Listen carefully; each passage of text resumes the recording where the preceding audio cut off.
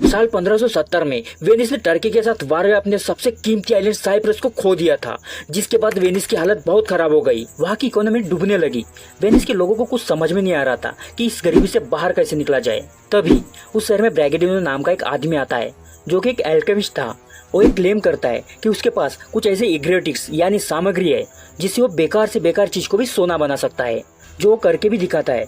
लोगों के सामने अपने हाथों में पत्थर लेके उसे सोना बना देता है, जिसके बाद में इसके ऑफिशियल को उनके शहर में रहने के लिए ऑफर करते हैं। उसके लिए एक बड़ा सा महल बनाया जाता है।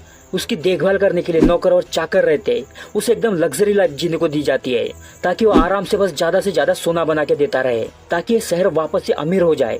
पर कोई ये नहीं जानता था कि ब्रैकेडिनो के हाथ में एक पाइप छिपा हुआ था, जिससे गोल्ड डस्ट निकलती थी। चीजों को हाथ में लेता, उस पर वो डस्ट चिपक जाती थी और वो सबसे बोलता था कि ये सोना बन चुका है।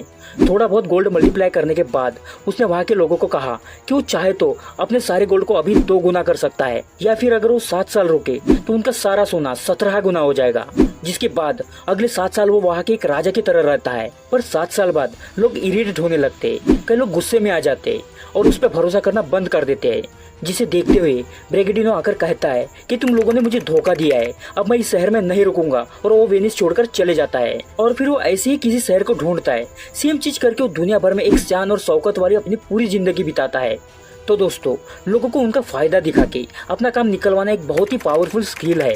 चाहे आप एक जॉब इंटरव्यू में हो, या किसी बिजनेस की डील में हो, या किसी को इम्प्रेस करना हो, अगर आप सामने वालों को ये दिखा पाते हो कि आपके साथ कनेक्शन बना के उनका कैसे फायदा हो सकता है, तो लोग आपकी बात सुनते हैं। जिस इंसान को फायदा दिखाना आता है वो हमेशा जीतता है। तो अगर आपको अपनी वैल्यू करवानी है तो वैल्यू मांगो मत, बल्कि सामने वाले को उसका फायदा दिखाओ, और इसके साथ लोगों को खुद पर पूरी तरह से डिपेंड करके रखो, यानी लोगों को उसके ऊपर निर्भर रखना सीखो।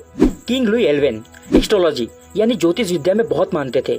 एक दिन उनके कोर्ट के एस्ट्रोलॉजर ने प्रोटेक्ट करा कि कोर्ट की एक औरत की अगले 8 दिनों में मौत हो जाएगी, और फिर ये सच भी हुआ।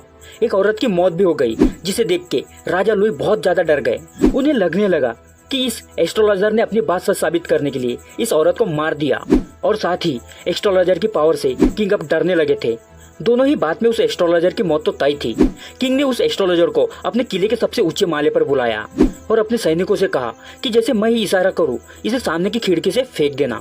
एस्ट्रोलॉजर वहां आया, पर इशारा करने से पहले किंग ने उस एस्ट्रोलॉजर से एक सवाल पूछा, तुम तो सबका फ्यूचर जानते हो, तो तुम मुझे ये बताओ कि तुम्हारी मौत कब होगी। एस्ट्रोलॉजर ने जवाब देते हुए कहा, मालिक, आपकी मौत के 3 दिन पहले ही मेरी मौत हो जाएगी। बस ये सुनकर किंग ने अपना डिसीजन बदल दिया। किंग की पूरी लाइफ अब उस एस्ट्रोलॉजर पर डिपेंड हो चुकी थी। किंग ने उस एस्ट्रोलॉजर को ना ही सिर्फ जाने दिया, बल्कि प्रोटेक्ट भी करा। उसे एक बहुत अच्छी लाइफ दी, जिससे कि वो ज्यादा से ज्यादा टाइम जिंदा रहे, क्योंकि किंग को भी डर था कि अगर एस्ट्रोलॉजर मर गया तो अगले 3 दिनों में वो किंग भी मर जाएगा। जिस डर ने उस एस्ट्रोलॉजर की जान बचा ली। तो दोस्तों, जितना लोग आप पर डिपेंड हो गए, उतनी वो आपकी इज्जत करेंगे। अपनी डिपेंडेंस बढ़ाने के लिए लोगों को इतना मत सिखाओ कि उन्हें आपकी जरूरत ही ना पड़े। उस इंसान की कोई वैल्यू नहीं होती जिसे कभी भी बदला जा सकता है। इसलिए ऐसे बनो कि लोगों को आपकी जरूरत हो, आपके बिना उनकी जिंदगी मुश्किल हो जाए, और लोग अपने आप आपकी वैल्यू करने लगे। चाहे आपके पीठ पीछे कितनी भी बुराई कर ले, पर अगर वो लोग आप पर डिपेंड है, तो आपके सामने कुछ भी गलत बोलने से पहले वो 10 बार सोचेंगे, जो आपकी वैल्यू को बढ़ाएगा। इसी के साथ कभी एहसान जताने की गलती कभी भी मत करना, यानी ऐसा नहीं, फायदा दिखाओ। क्योंकि द आइलैंड ऑफ कोर्सारा और ग्रीक की एक सिटी के साथ वार के बहुत नजदीक था।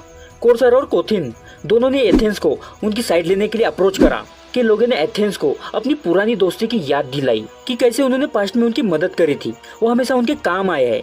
तो बदले में आज एथेंस को भी उनकी मदद करनी चाहिए। वहीं दूसरी तरफ एथेंस के लिए आज तक कुछ नहीं करा था, बल्कि उन्होंने पास्ट में एथेंस के दुश्मनों का भी साथ दिया था, जिन सभी बातों को उन्होंने एक्सेप्ट करा। पर साथ ही एथेंस के सामने ये ऑफर करा कि नेवी लगभग एथेंस की नेवी के ही बराबर है। दोनों ही बहुत पावरफुल है। अगर उनका साथ दे तो वो अपनी नेवी मिलाकर एथेंस के सबसे बड़े रावल स्पॉट को खत्म करने में उनका साथ देंगे। जिस डिबेट के बाद एथेंस ने वोट करा और बड़ी आसानी से पुरानी दोस्ती भूल करके साथ दिया। तो इस पूरे सिनेरियो में ये देखने को मिला कि अगर आप एहसान जताओगे कि आपने उनके लिए क्या करा है, तो उन पे प्रेशर आ जाएगा कि उन्हें अब ये एहसान चुकाना है, जिसके बदले में उन्हें कुछ नहीं मिलेगा। तो लोग आपको सीरियसली नहीं लेंगे। हो सकता है आपको धोखा भी दे दे, पर जब आप उनको एहसास नहीं, फायदा दिखाओगे, ये दिखाओगे कि आप पहले भी काम आए थे और आगे भी कैसे काम आओगे, इससे सामने वाला अपनी पूरी मेहनत से आपकी मदद करेगा। ये नियम थोड़ा टफ और कड़वा जरूर है, लेकिन यही सच्चाई है। आपको अपने एहसान तले लोगों को दबाना नहीं है, बल्कि उनको ये दिखाना है कि आप कैसे प्रेजेंट में और फ्यूचर में उनके काम आ सकते हो। और वैसे भी अगर आप सही हो तो आपको बहस करने की जरूरत नहीं है, यानी भले ही आप सही हो लेकिन फिर भी बहस मत करो। तो दोस्तों, वीडियो कैसी लगी?